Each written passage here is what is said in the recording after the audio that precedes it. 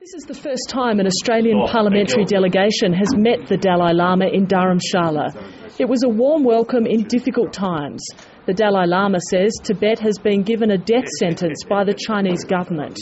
No freedom of speech, no freedom of press. People, their own people, put in dark. It is, I think, immoral, I really feel. Several of the MPs and senators are hoping to tour Tibet during an official visit to China later this year.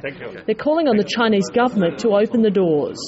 If the Parliament asks the Chinese government to allow this group to go, I don't see why they shouldn't be. They would be breaking their word, and I'm sure the Chinese government wouldn't like to be seen to be doing that. But the current visit to Dharamshala has already provoked anger. The Chinese embassy in Canberra says it constitutes interference in China's internal affairs. It says it strongly condemns and is firmly opposed to this. So in the short term, this is as close as the all-party delegation can get to Tibetan culture. The parliamentarians say they support the middle way of autonomy rather than independence for Tibet. As economic activity between Australia and China increases, so too does the sensitivity surrounding the question of Tibet. The federal government is torn between maintaining trade and calling for improved human rights for the Tibetan people. These are some of the new arrivals who fled Tibet and escaped to Dharamshala.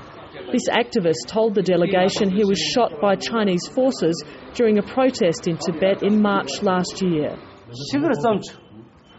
He says he thought he was going to die because there was so much bleeding. The drawings by the new arrivals depict violence in their homeland. Ama Adi was jailed for 27 years for opposing Chinese rule.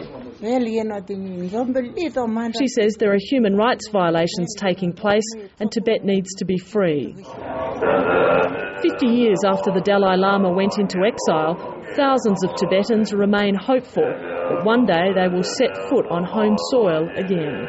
Sally Sara, ABC News, Dharamshala.